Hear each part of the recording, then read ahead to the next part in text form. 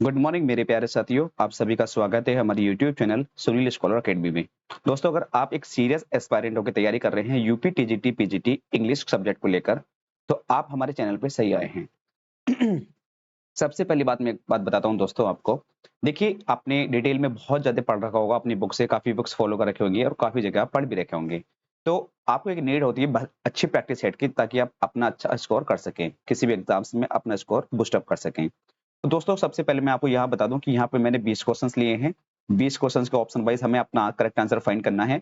लेकिन अगर मैं इसमें जितने एडिशनल इन्फॉर्मेशन ऐड करूंगा, ठीक है, तो वो कम से कम 100 प्लस क्वेश्चन होंगे। 100 प्लस, इस बात का आपको ध्यान रखना है दोस्तों। ये 100 प्लस क्वेश्चन आपको ही सिलेक्शन दिलाएंगे। ठीक है, इस तरीके से पढ़ेंगे तो कोई क्वेश्चन शायद बच जाए आपका, क्योंकि मैंने बहुत मेहनत करी है अपने प्रैक्टिस सेट में। तो उम्मीद करूंगा कि मैं अपनी प्रैक्टिस सेट को पढ़ाने में खरा उतरूं। आप मेरे साथ जुड़िए, अपना स्कोर बूस्टअप कीजिए, अपना लेवल चेक कीजिए कि आपको कैसे पढ़ना चाहिए। सारी स्ट्रेटेजी मैं आपको बताऊंगा। और चलिए स्टार्ट करते हैं और बाद में बात सारी करते रहेंगे। ठीक है दोस्तों, ध्यान रखना है।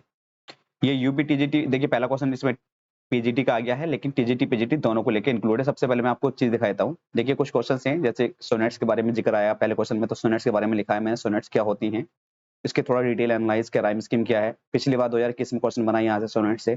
ठीक है भाई। मिल्टन देखिए यहाँ पे टीजीटी पीजीटी के लिए दोनों के लिए यूजफुल है, तो कुछ डिटेल पॉइंट्स मैंने यहाँ पे ऐड करे हैं और बहुत सारी इन्फॉर्मेशन है जो मैं यहाँ पे ऐड भी करूंगा। ठीक है, एज को लेकर क्वेश्चन आ गया है। अब यहाँ पे देखिए शेक्सपियर ड्रामा को लेकर ओमिटेड, मतलब कौन सा प्ले ओमिटेड किया, ये आ गया है। देखिए यहाँ पे चीज है ना, ये सब चीज है। तो मैं यहाँ पे आपको कैम्ब्रिज यूनिवर्सिटी आ गया है, तो सारी चीजें हम यहाँ पे ये जिसका उद्देश्य ये 2024 है, यानी कि टीजीपीजीटी दो एक साल से वो तैयारी कर रहा है कोई भी एस्पिरेंट्स। तो 2024 को लेकर उद्देश्य है कि हम मुझे इस बार सिलेक्शन लेना है, अपनी फैमिली के लिए कुछ करना है, तो वो सीरियस एस्पिरेंट अब सीरियस होकर तैयारी करे और अच्छी तरीके से जुड़ जाए मेरे साथ। चलिए पहला क्वेश्चन देख लेते हैं कि I made a traveller from antique. Antique का अर्थ होता है दोस्तों ओल्ड होना, मतलब बहुत ज्यादा पुरानी होना, प्राचीन होना। ठीक है भाई। लैंड आप जानते ही हैं। देखिए कोटेशंस आपने पढ़ रखी होंगी, लेकिन यहाँ पे मैं आपकी सिर्फ मिक्स प्रैक्टिस करा रहा हूँ, मिक्स कोटेशंस लेके या मिक्स आपके कुछ पर्टिकुलर पॉइंट्स लेके, ताकि जो आपका मिक्स प्रैक्टिस हो जाए, मिक्स रिवीजन हो जाए। ठीक है, टॉपिक वाइज तो आपने बहुत पढ़ रखा होगा। तो यहाँ पे आपको एक नीड होगी एक मिक्स प्रैक्टिस सेट की, तो वो यही है। ठीक है, ध्यान रखना है। Two vast and trunkless legs of stones stand in the deserts. ये पूछा गया दोस्तों, ये लाइंस कहाँ से ली गई हैं, तो आपका जवाब हो जाएगा, करेक्ट आंसर आपका ये पीवी शैली की है। ठीक है भी, ध्यान रखना है। पीवी शैली की है, तो पहला आंसर आपका ये हो गया। पीवी शैली के किस वर्क से ली गई है? ओजी मेंडियस, ये इस वर्क से इनकी लाइन ली गई है। ओजी मेंडियस का जेनर पूछा जाएगा तो क्या है, ये एक सोनेट्स है। देखिए सोनेट्स के बारे में मैंने आगे लिखा है, तो ये एक सोनेट्स है। सोनेट्स होती क्या है, जनरली 14 लाइन्स की कविता होती है।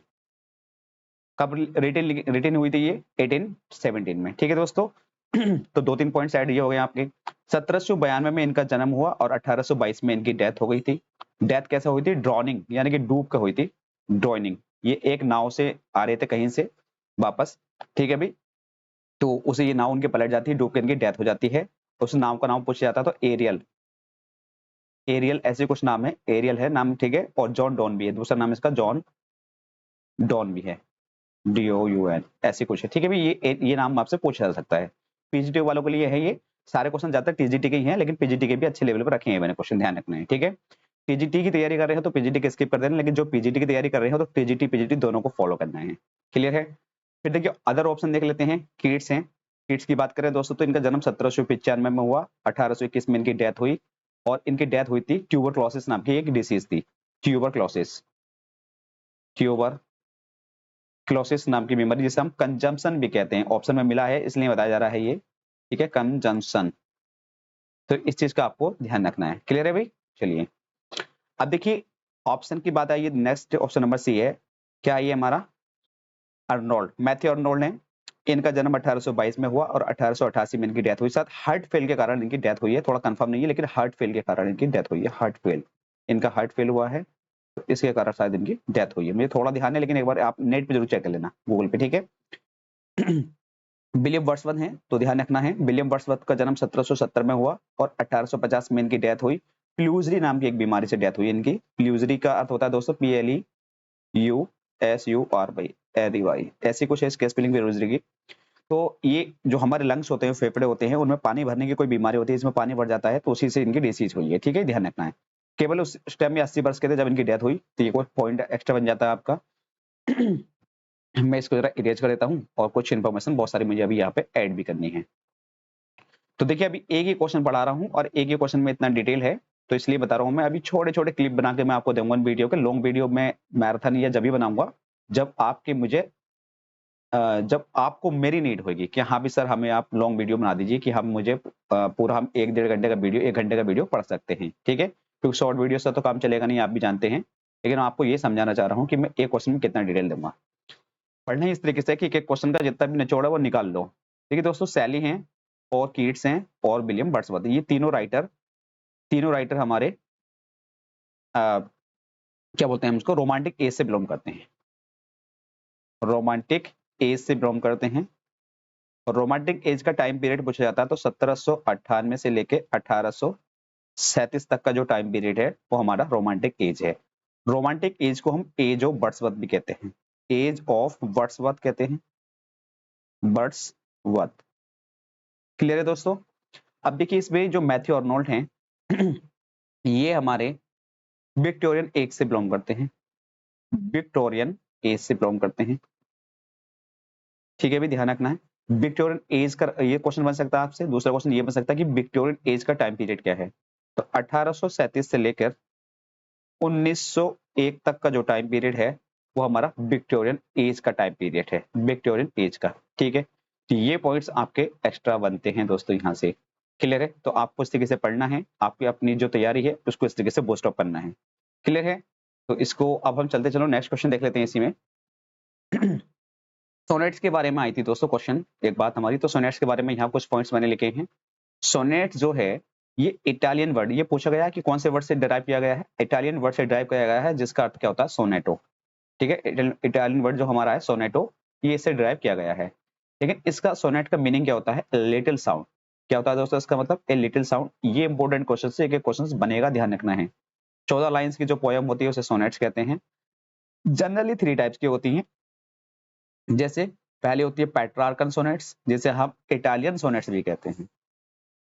स्पेंसरियन सोनेट्स होती है दूसरी, जिसे हम लिंकिंग सोनेट्स कहते हैं। तीसरी होती है हमारी शेक्सपियरियन सोनेट, जिसे हम द इंग्लिश सोनेट्स कहते हैं, ठीक है, इंग्लिश सोनेट्स। और इसे हम एलिजाबेथन सोनेट्स भी कहते हैं। ये होती क्या है इनके बारे में मैंने लिखा है थोड़ा सा, अब देखिए और समझ लेते हैं। जो पेट्रार्कन सोनेट्स होती है, मैंने इसका नाम दूसरा बता दिया आपको, इटालियन सोनेट्स कहते हैं। ये 2 पार्ट से मिलकर बनी होती है। कितने पार्ट से, 2 पार्ट से मिलकर बनी होती है। एक तो होता है ऑक्टेव जिसे 8 लाइन्स कहते हैं, और एक होता है सेस्टेट्स जिसे हम 6 लाइन्स कहते हैं, ठीक है। भी ऑक्टेव की जो राइमिंग स्कीम होती है वो ये होती है दोस्तों, ए बी बी ए, ठीक है। वो जो सेस्टेट की राइमिंग स्कीम होती है पूछी जाती है तो सी डी और ये भी होती है दूसरी वाली सी डी ई। तो इसको पढ़ लेना है, सी डी या सी डी, ये इसकी राइमिंग स्कीम होती है। तीसरी बात आती है दोस्तों, दूसरी हाँ, कि स्पेंसरियन सोनेट्स क्या होती है। देखिए दोस्तों ये 3 क्वार्टेन से मिलकर बनी होती है और एक इसमें कपलेट होता है। 3 क्वार्टेन का होता है कि एक क्वार्टेन में 4 लाइन होती है। देखिए यहाँ पे ये क्वार्टन हो गया यहाँ तक, ये दूसरा क्वार्टन हो गया यहाँ तक, और यहाँ तक ये तीसरा क्वार्टन हो गया, 3 क्वार्टर हो गए। और कपलेट कहते हैं 2 लाइन्स का जो स्ट्रेंजा होता है उसे कपलेट कहते हैं। तो ये लास्ट में क्या है, कपलेट है। तो इसकी राइमिंग स्कीम पूछी जाती है तो A B B C D E. पिछली बार शेक्सपियर सोनेट से क्वेश्चन पूछा गया था, तो आपके इस बार से इससे पूछा जा सकता है, तो इसको अच्छे तरीके से आपको पढ़ लेना है। पूछा जाए कि स्पेंसरियन सोनेट्स का कपलेट क्या है, तो कपलेट हो जाएगा आपका ई, ठीक है। इस तरीके से आपको पढ़ना है। तीसरी बात करें तो शेक्सपियरियन सोनेट्स है।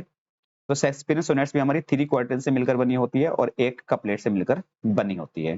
जिसकी देखिए हमारे 3 क्वार्टेन ये हो गए और एक कपलेट इसका ये हो गया, ठीक है।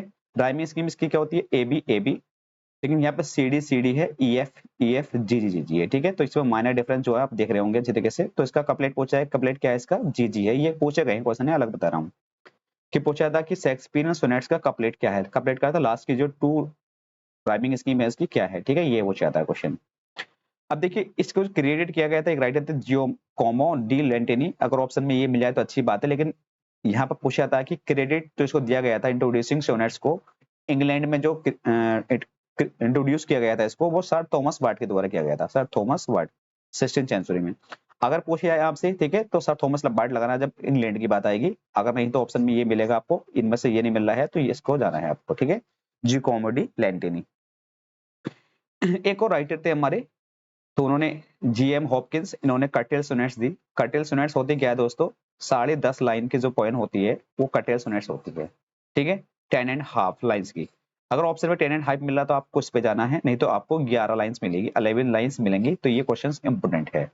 आज के लिए इतना ही रखता हूं दोस्तों, नेक्स्ट वीडियो में मिलूंगा, क्योंकि देखिए बहुत बड़ी वीडियो हो जाएगी। मुझे इतनी मेहनत करके मेरे वीडियो पे व्यूज कम आते हैं तो मेरा दिल नहीं करता पढ़ाने के लिए। तो फिलहाल आज इतना, मैं एक शॉर्ट वीडियो यहाँ पे आपको बना के दूंगा, 10-12 क्वेश्चन या 20 क्वेश्चन एक वीडियो में, ठीक है। थैंक यू एवरीवन, आज के लिए इतना।